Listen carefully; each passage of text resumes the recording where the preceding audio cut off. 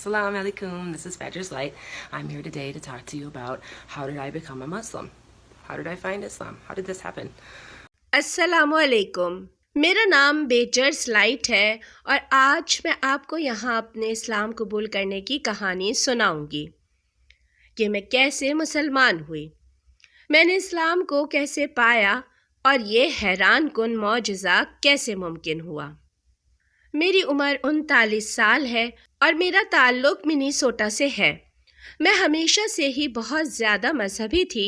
मुझे बचपन से ही खुदा से खुसूसी लगाव और मोहब्बत रही है, मगर इसके बावजूद मैं किसी ख़ास चर्च या किसी ख़ास फ़िरके को फॉलो नहीं करती थी। मैं सिर्फ खुदा की तलाश में थी और सच्ची बात यह है कि खालिस खुदा का तसव्वुर मुझे किसी भी फ़िरके या चर्च में कभी नहीं मिला था। यही वजह थी कि मैं खुद को कभी भी किसी फ़िरके या चर्च से अटैच्ड ही नहीं कर पाती थी। मगर आज से चंद साल पहले अचानक बहुत ज़्यादा सोमालियाई लोगों ने हिजरत करके अमेरिका की रियासत मिनीसोटा में आकर आबाद होना शुरू कर दिया और देखते ही देखते हमारी रियासत में हर जगह बहुत से सोमालियन लोग भर गए। हमारे बच्चों के साथ स्कूल में, काम की जगहों पर, दफातर में, हमारे मोहल्ले में, गर्ज हर जगह सोमालियन लोग कसरत से मिलते थे। ये वो वक्त था जब मैं अपनी लाइफ में किसी बड़ी चीज़ के हुसूल के लिए कोशा थी। मेरा मतलब दौलत नहीं, बल्कि अपने मन की शांति और अपने अंदर की हकीकी खुशी की तलाश में थी। मैं उन दिनों खुदा की तलाश में थी और वो मुझे किसी चर्च या किसी फ़िरके में नहीं मिल रहा था। अलबत्ता मैं उस वक्त तक इस्लाम से बिल्कुल ही नाआशिना थी और मुझे इस्लाम के बारे में कुछ पता नहीं था। जो कुछ भी मेरी इस्लाम के बारे में नॉलेज थी वो वही थी जो मीडिया और टीवी ने इस्लाम के बारे में यहाँ अमरीकी माशरे में एक खौफ का तासुर फैला रखा है। मेरे विचार भी वैसे ही थे। मैं भी इन लोगों से बहुत ज़्यादा खौफज़दा थी और इनसे दूर रहने की कोशिश करती थी, क्योंकि मेरे इर्द गिर्द मौजूद हर शख्स, चाहे वो मेरे दोस्त हों या कुलीग, सब यही कहते थे कि इनसे दूर रहो, इनसे बच कर रहो, ये अच्छे लोग नहीं हैं, वगैरह वगैरह। हत्ता कि मैं इन लोगों से इस कदर खौफज़दा थी कि मैं अक्सर सोचती कि मिनीसोटा छोड़कर किसी और स्टेट की तरफ चली जाऊं, मगर इस तरह घर बार छोड़कर हिजरत कर जाना भी आसान काम नहीं था। बहरहाल इन लोगों के दरमियान कुछ अरसा गुजारने के बाद मुझे अंदाज़ा हुआ कि ये लोग इतने भी बुरे नहीं हैं जितना कि इनके मुताल्लिक़ खौफ व हिरास माशरे में फैलाया गया है। और ये वो मुकाम था जब मैंने इस्लाम के बारे में मज़ीद मालूमात हासिल करने का फ़ैसला किया और मैंने सोचा कि मुझे लोगों की सुनी सुनाई बातों पर विश्वास नहीं करना है, बल्कि मुझे खुद तहकीक करनी चाहिए। इस तरह मैंने इस्लाम के बारे में रिसर्च शुरू कर दी और ख़ुद को सच की खोज में मशगूल कर दिया। मैंने इंटरनेट पर बेसिक मालूमात को सर्च करने से इब्तिदा की। मसलन इस्लाम क्या है, मुसलमान कौन है। मैं समझती थी कि इस्लाम किसी और चीज़ का नाम है और मुसलमान कुछ और होता है, मगर मुझे पता चला कि इस्लाम एक मज़हब है और मुसलमान वो होता है जो इस मज़हब पर अमल करता है। इसके साथ साथ मैंने एक रज़ाकार के तौर पर इन सोमाली लोगों की आबादकारी में मशगूल एक फ़लाही तंजीम को ज्वाइन कर लिया और मेरी ज़िम्मेदारी थी कि इन सोमालियन लोगों को इंग्लिश लैंग्वेज सिखाऊं ताकि ये अमरीकी माशरे में आसानी से घुल मिल सकें। इस तरह मेरा इन फैमिलीज़ के साथ ज़्यादा से ज़्यादा वक्त गुजरने लगा। यहाँ कई इस्लामी बहनों और भाइयों से मेरे अच्छे दोस्ताना ताल्लुकात बन गए।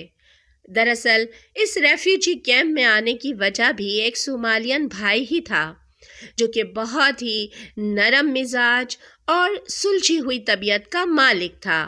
उसके मुंह से और कोई बात नहीं निकलती थी सिवाय अमन और मोहब्बत के। उसके किरदार में और कुछ नहीं था सिवाय खुदा की मोहब्बत के। اور اس نے میرے دل میں موجود خدا کی محبت کی تڑپ کو دگنا کر دیا تھا۔ یہی وجہ تھی کہ میں مسلمانوں اور اسلام کے بارے میں مزید جاننا چاہتی تھی، اور اسی لیے میں نے اس ریفیوجی کیمپ میں آنے کا فیصلہ کیا تھا۔ میں نہ صرف ان لوگوں کے درمیان رہ کر اسلام کو سمجھنا چاہتی تھی، بلکہ خدا کی محبت کو ویسے فیل بھی کرنا چاہتی تھی جیسے کہ یہ لوگ فیل کرتے ہیں۔ میں دنیا کی حقیقت کو ویسے سمجھنا چاہتی تھی جیسے کہ یہ سمجھتے ہیں۔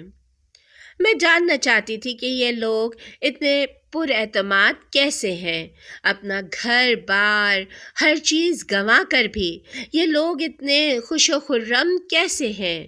یہاں کبھی کسی نے میرے ساتھ بدتمیزی نہیں کی، کسی نے میرے ساتھ فلرٹ کرنے کی کوشش نہیں کی۔ میں یہاں پر ہمیشہ پر اعتماد رہتی اور کبھی پریشانی کا سامنا نہیں کیا۔ ان لوگوں نے ہمیشہ مجھے اعتماد دیا کہ تم بہت اچھی ہو اور خدا تم سے محبت کرتا ہے، اسی لیے خدا نے تمہیں اچھائی اور نیکی کے کام کے لیے چنا ہے، اسی لیے وہ تمہیں اپنے بندوں کی خدمت کا موقع دے رہا ہے۔ اور میں ان لوگوں کے درمیان بہت خوش و خرم اور بہت پر اعتماد فیل کرنے لگی تھی۔ اسی طرح مجھے اسلام اور مسلمانوں کے بارے میں جانکاری حاصل کرتے 2 سال گزر گئے، اور میں نے فیصلہ کیا کہ مجھے اسلام قبول کرنا ہے، مجھے شہادت کے کلمات پڑھنے ہیں۔ اور آپ سب جانتے ہیں کہ شہادت کے کلمات کیا ہیں۔